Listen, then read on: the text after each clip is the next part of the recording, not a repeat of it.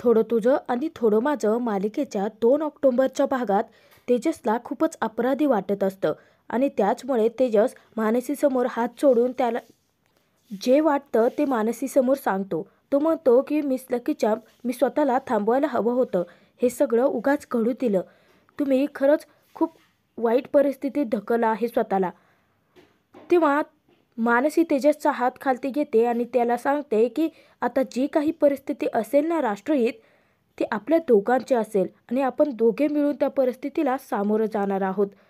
तेजस मानसीला सांगतो की परंतु लकी चाप, मलाच माझ्या घरात राहायला जागा नाही आहे, मी तुम्हाला घेऊन कुठे जाऊ.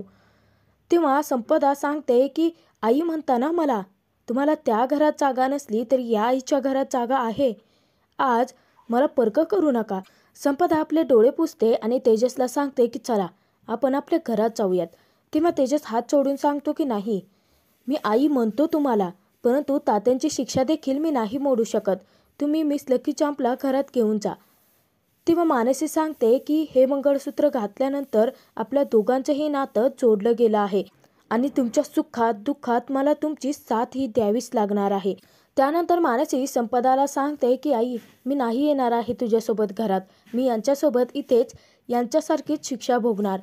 तेव्हा संपदाला आता रडू आवरतच नाही आणि रडतच ती घरात निघून जाते. तेव्हा मानसी निधीला सांगते आईची समजूत घालायला. मानसीला देखील खूप वाईट वाटत असतं आणि तेजसला मानसीबद्दल खूप वाईट वाटत असतं, खूप अपराधी वाटत असतं. त्यानंतर तेजस हा बेडवरती जाऊन बसतो आणि तो खूपच टेन्शनमध्ये असतो. त्याला वाटत असतं की आपल्यामुळे मानसी संकटात अडकले आहे. मानसीलाही तेजसला आधार द्यायचा असतो, परंतु मानसी फक्त तेजसच्या जवळ जाऊन त्याच्याकडे पाहतच उभी असते. घरात सुनंदा ही खूप रडत असते आणि ती देवाकडे प्रार्थना करते की मी मानसी आणि तेजस ही दोन्हीही खूप गुणी मुलं आहेत. त्या दोघांना सांगितलं होतं की त्यांना योग्य जोडीदार मिळावा आणि त्या दोघांनी एकमेकांची निवड केली आहे. का आणि कशासाठी हे तर्कवितर्क मनात आहेत. त्या दोघांनीही जर सांगितलं असतं की त्यांचं एकमेकांवरती प्रेम आहे तर मी त्यांची नक्कीच मदत केली असती आणि मला तितकाच आनंदही झाला असता. या लग्नाचा खेळ होऊन बसला आहे. आता या सगळ्यांचा राग कधी ओसरेल हे सगळं काही देवा तुलाच माहिती आहे. तर त्याचनंतर हात जोडून सुनंदा देवाकडे प्रार्थना करते की येणाऱ्या प्रत्येक संकटाला सामोरं जाण्यासाठी त्या दोघांनाही बळ दे. तर इकडे मानसी संपतरावांच्या फोटोसमोर हात जोडून उभी असते आणि तेजसही असतो तिच्या साथीला. मानसी सांगते की बाबा, तुम्ही दिलेल्या वचनानुसार प्रत्येक संकटात मी याची ढाल बनून उभी असेन. तेव्हा तेजस मानसीला म्हणतो की तुम्ही या लग्नासाठी नक्की का तयार झालात हे चांगलंच माहिती आहे मला. आज तुम्ही मला वाचवण्यासाठी हे सगळं करायला तयार झालात. त्यानंतर तेजस मानसीसमोर एक धक्कादायक गोष्ट बोलून दाखवतो. तो सांगतो की मिस लकी चांप, या लग्नाच्या बंधनातून मी लवकरच तुम्हाला मोकळं करेन. हे लग्न तात्पुरतं असेल. असं म्हणत असता क्षणी पुढे तेजस काही बोलणार, मानसी तेजसच्या तोंडावरती हात ठेवून त्याचं तोंडच बंद करते आणि त्याला सांगते की एका बंधनात बांधले गेलो आहोत आपण. आजपर्यंत थोडं तुझं थोडं माझं करत प्रत्येक संकटाला सामोरं गेलो आहोत आपण. इथून पुढेही एकत्र असंच प्रत्येक संकटात एकमेकांची ढाल बनून उभं राहूयात. असं पुन्हा बोलू नका. आपण कायम एकत्रच असू. असं म्हणत मानसी वळते. दोघेही मिळून आता संपतरावांच्या फोटोसमोर हात जोडून आशीर्वाद घेतात. तर इकडे कारस्थानी गायत्रीने मुद्दाम भडकवण्यासाठी रजनीला फोन केलेला असतो आणि ती सांगते की नाहीच जुळलं ना तुमच्या लेकाचं लग्न त्या मानसी सनसची.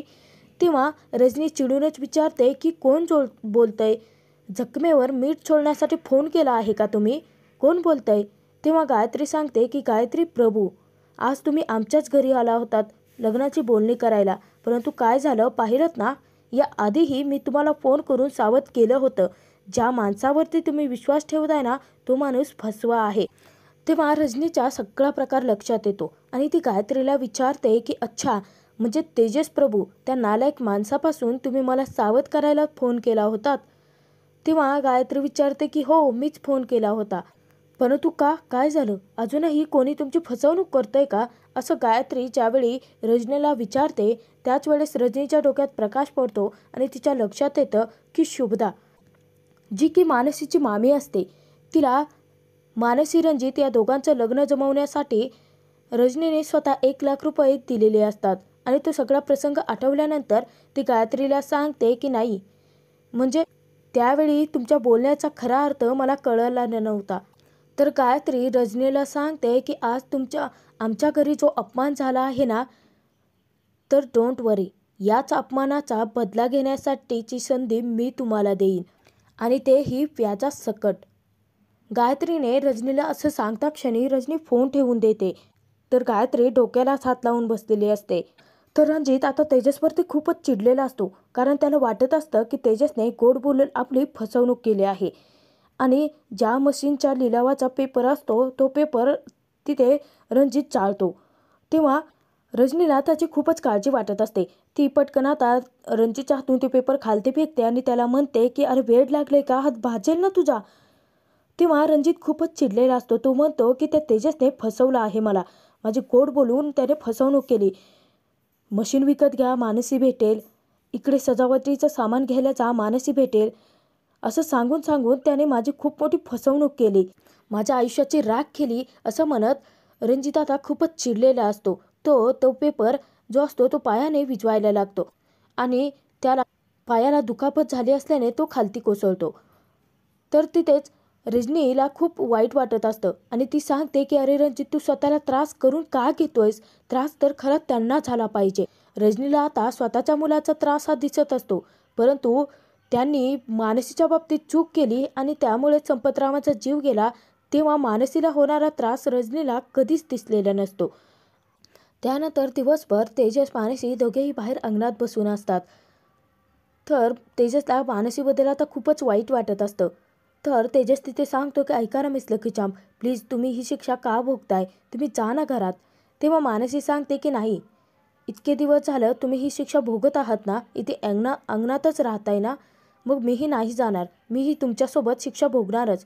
मानसी ही हट्टी असते. तेव्हा तेजस मानसीला सांगतो की हे बघा मिस लकी चार्म, मला या सगळ्याची सवय लागली आहे, परंतु तुमचं इथे राहणं तुम्हाला सोपं वाटत असेल, परंतु सोपं नाही आहे. मानसी तेजसची समजूत घालते. ती म्हणते की हे बघा राष्ट्रहित, मी हट्टीपणा करतच नाही आहे, तुमच्या नावाचं मंगळसूत्र घातलं आहे आज मी गळ्यात आणि तीच माझी जबाबदारी मी पार पाडते आहे. हे बघा राष्ट्रहित ही तर सुरुवात आहे, पुढे अनेक अशी संकटे येणार आहेत आणि आपण दोघं मिळून सगळं काही ठीक करूयात. तेजसला मानसीच्या बोलण्याचा खूप मोठा आधार वाटत असतो. इतक्यातच सूरज बाहेर आलेला असतो आणि तो तेजसकडे पाहत तसाच निघून चाललेला असतो. तर तेजस त्याला थांबवतो आणि विचारतो की ऐक ना सूरज दादा, घरात सगळेजण ठीक आहेत ना, सगळ्यांचा राग गेला का आणि आई तात्या जेवलेत का. तेव्हा सूरज चिडतो आणि त्याला विचारतो की कोण आहेस रे तू, चल लांब हो माझ्यापासून.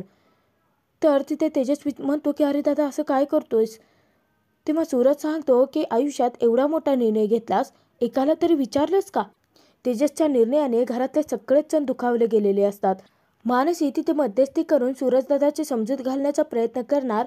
दादा तिला सांगतात की हे बघ, तुझं आणि माझं कसलंच नातं नाही आहे आणि आता दादा बिदा तर काही बोलूच नकोस, तू फक्त आमची भाडेकरू आहेस. माझं ज्याच्यासोबत नातं आहे ना त्याला बोलतोय मी, नशिबाने मी याचा भाऊ म्हणून आलो आहे ना. त्यानंतर सूरजदादा हात जोडतो आणि मानसीला सांगतो की मला माफ कर, परंतु मला तुझं मन दुखावण्याचा काहीच अधिकार नाही आहे, आपल्यात कोणतंच नातं नाही आहे. तेव्हा मानसी दादाला सांगते की परंतु दादा असं काय करताय, हे सगळं माझ्याचमुळे घडतं आहे ना. हे बघा दादा, राग धरायचाच असेल तर तुम्ही माझ्यावरती धरा ना, परंतु तेजसचे असलेलं नातं असं तोडू नका ना टाकू. तेव्हा सूरजदादा चिडतो आणि सांगतो की आज घरातले सगळेजण याच्या एका निर्णयामुळे दुखावले गेले आहेत. बाहेरच्या लोकांना तर फसवतोच हा, परंतु आज घरातल्या सगळ्या लोकांना अंधारात ठेवून फसवलं आहे याने. मी तर किती मनापासून याच्या लग्नाची तयारी करत होतो आणि हा तुझ्या गळ्यात मंगळसूत्र घालून मोकळा झाला.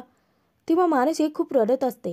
ती सूरजदादांना सांगते की दादा, मला या घरातल्या प्रत्येकावरती माझं हे तेजससोबत असणारं नातं लादायचं नव्हतं, परंतु मला बाबांचं वचन देखील पूर्ण करायचं होतं.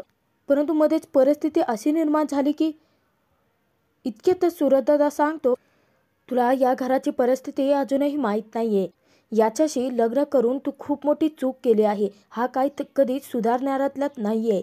आणि गायत्री वहिनीचा स्वभाव तुला अजूनही माहिती नाही. गायत्री वहिनी कधी काहीही करू शकते. असं म्हणता क्षणी सूरजदादा हा खिशात हात टाकतो.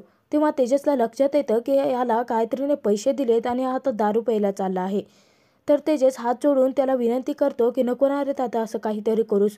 माझ्यामुळे तात्यांना मनस्ताप तर झालाच आहे, परंतु आता तूही नको ना देऊस. आता तू पिऊन आलास तर परत तात्या टेन्शन घेतील ना. नको ना प्लीज असं करू. तेव्हा सूरजदादा चिडतो आणि सांगतो की कोण आहेस तू? तुझं नातच नाही आहे माझ्याशी काही. तू सगळे अधिकार आता गमावले आहेस. चल निघ इथून. असं म्हणत सूरजदादा त्यातून निघूनच जातो. तेजस मानसी या दोघांनाही खूपच वाईट वाटतं. तेजस मानसीला सांगतो की आजपर्यंत मी इथे एकटाच राहिलो घराबाहेर, परंतु कधी एकटं नाही वाटलं. कारण माहिती होतं माझी ही घरातली माणसं माझ्यासोबत कायमच आहेत. परंतु आज खूप एकटं वाटतं आहे. मानसीला देखील तेजसबद्दल खूप वाईट वाटत असतं. तिलाही तेजससाठी स्वतःलाच अपराधी वाटत असतं.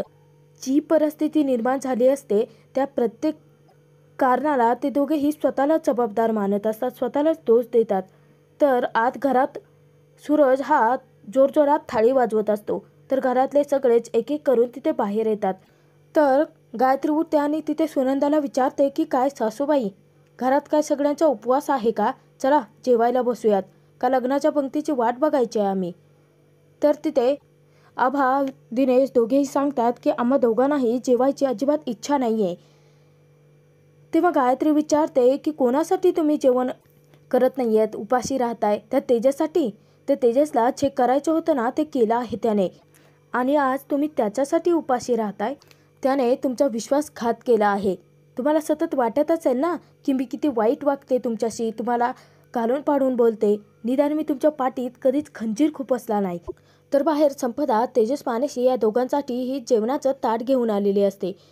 तर ती मानसीच्या हाती ताट टेकते आणि त्यानंतर तेजसला सांगते की चला जेवण घेऊयात. तेजस हा ताटाला नमस्कार करतो आणि सांगतो की नाही आई, मला भूक नाही आहे. तर मानसी देखील मुद्दाम करते. ती सांगते की हो आई, मला देखील भूक नाही आहे. तेजस तिच्याकडे वाकून पाहतो आणि तिला म्हणतो की अहो मिस लकी चांप, तुम्ही जेवा ना, तुम्ही असं का करताय? तेव्हा मानसी सांगते की तुम्हीही खाऊन घ्या ना, तुम्ही हट्टीपणा का करताय? तर तेजस सांगतो की आपल्याच घरातील लोकांना दुखावल्यानंतर अन्न घशाखाली तरी उतरेल का माझ्या? मानसी तिथे सांगते की तेजस, का तुम्ही स्वतःला त्रास करून घेतायत? हे बघा, माझ्या मुलीने अगदी मनापासून तुमची निवड केली आहे आणि तुम्ही तिच्यासाठीचे योग्य जोडीदार आहात. मला खात्री आहे की तुमच्यामध्ये कितीही वाद झाले, कितीही भांडणं झाली, तरी देखील जगाच्या पाठीवर तुम्ही कुठेही असलात ना, तरी तुमचा संसार हा सुखाचाच होईल. कारण तुमचं नातं विश्वासाचं आहे. तेजस, प्रेमापेक्षा जास्त नातं हे विश्वासावर अवलंबून असतं आणि मला नक्की खात्री आहे की तुम्ही विश्वासाने सगळ्यांचं मन जिंकाल. तुमची दुरावलेली नातीही तुमच्या जवळ असतील.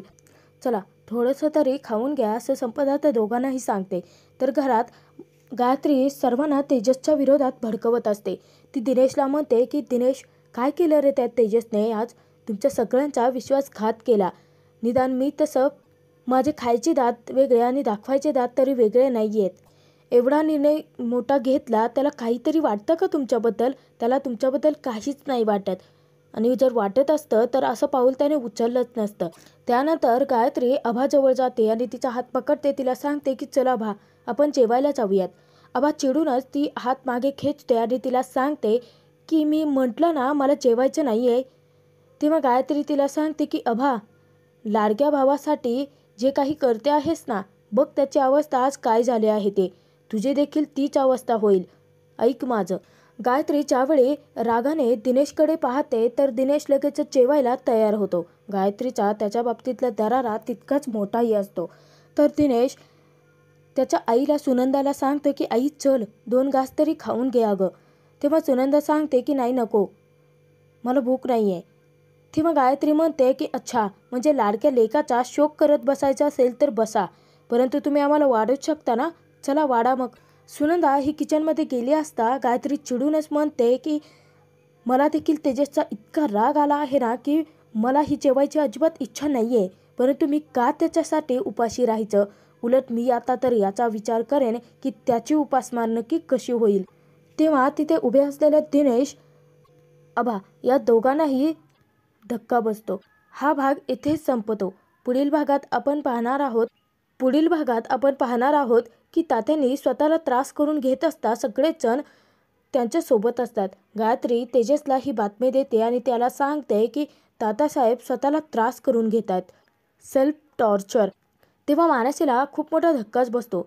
त्यानंतर गायत्री पुढे तेजसला सांगते की स्वातंत्र्यसूर्य दिनकर प्रभूंचे नातू यांच्यामुळे जर त्यांच्या वडिलांना काही झालं, म्हणजे स्वतःला त्यांनी करून घेतलं काही तर. तेव्हा तेजस चिडूनच वहिनी असं म्हटल्यानंतर गायत्री त्याला सांगते की आवाज खाली. गायत्रीचा माज उतरवत तेजस आता मानसीच्या साथीने घरच्यांचा विश्वास पुन्हा कसा जिंकणार व मानसी प्रभूंची सून बनून प्रभू निवासात घरात एंट्री कशी घेणार हे पाहणं खूप मनोरंजक ठरणार.